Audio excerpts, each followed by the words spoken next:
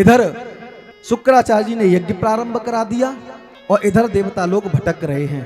अदिति माता ने कश्यप ऋषि से कहा कि मेरे पुत्र इधर उधर घूम रहे हैं, मुझ पे यह देखा नहीं जा रहा, क्या करूं?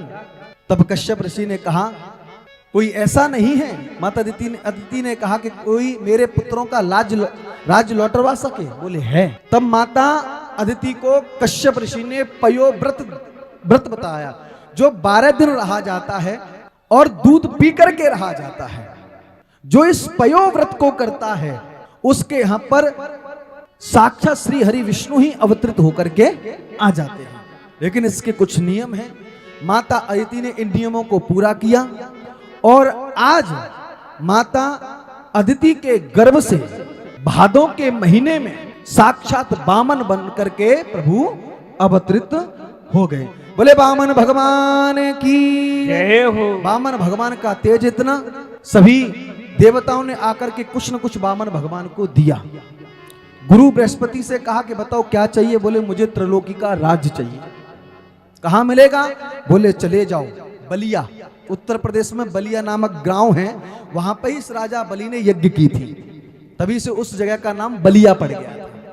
वहां पर गए और वहां जाकर के इधर राजा बलि जो थे यज्ञ कर रहे थे, उन यज्ञ मंडप में वामन भगवान वामन अंगुल के बन करके पहुंच गए।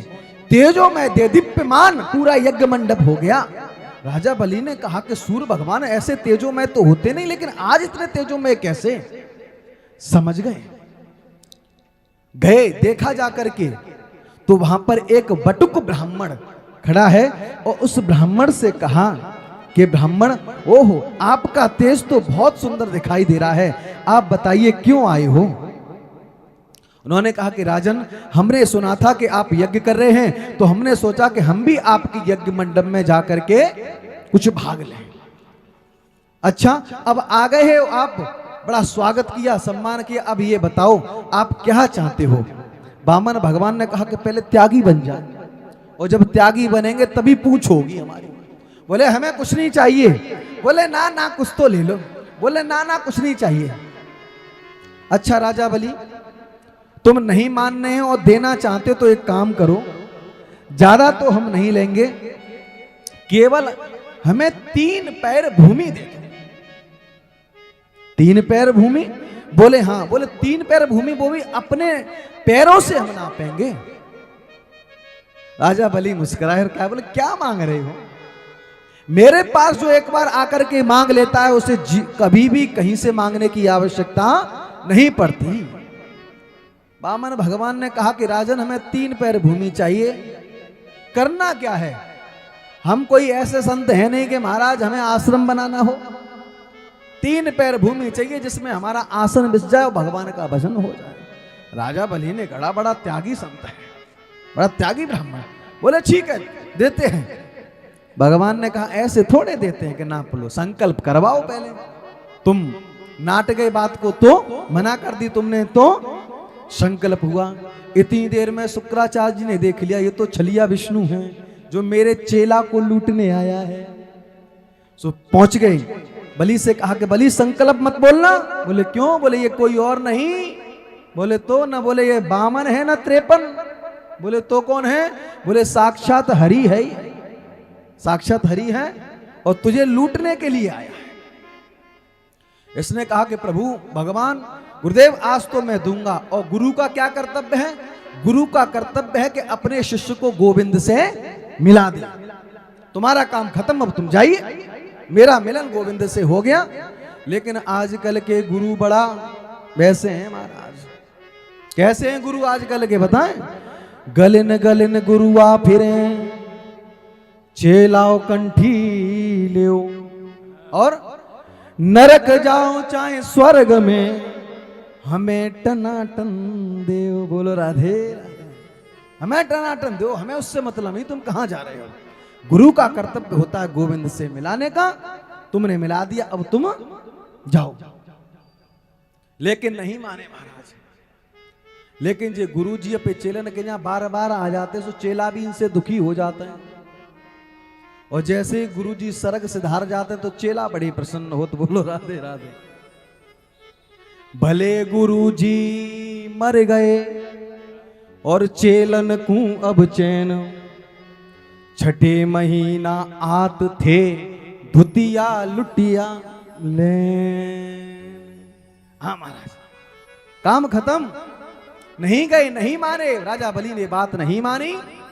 संकल्प के लिए सो महाराज उसकी कमंडल की टोंटी में जाकर के घुस गए।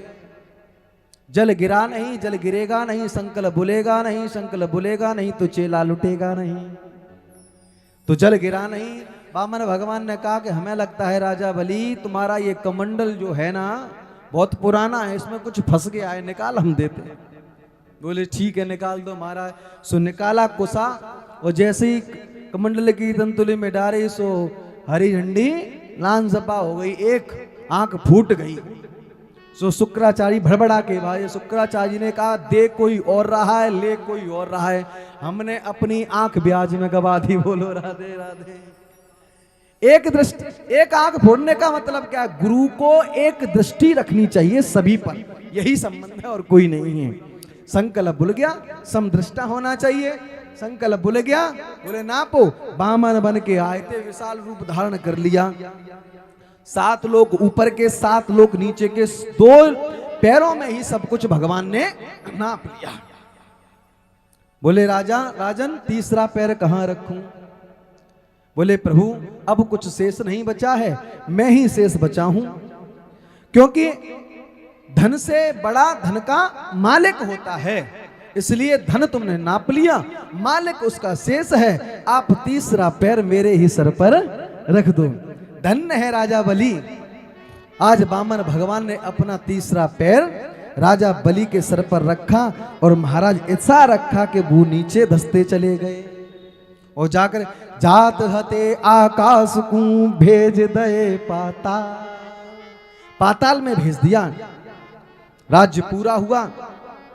नापा भगवान ने कहा कि हम तुम्हारी यज्ञ से और तुम्हारी भावनाओं से बड़ी प्रसन्न हैं, बताओ क्या चाहते हो? राजा बलि ने कहा भिखारियों से हम क्या मांगे, तुम तो खुद भिखारी थे, हम तुमसे क्या मांगे? बोले नहीं नहीं आप मांग लो। तो भगवान ने अपनी तरफ से ही राजा बलि को सुतरलोक का राज्य दे दिया। राजा बलि ने कहा अगर सुतरलोक का राज्य दे रहे हो तो उस लोक में है बामन दरवाजे, तो मैं चाहता हूं कि जिस भी दरवाजे से मैं निकलूं उस दरवाजे पर मुझे आपका दर्शन मिलना चाहिए।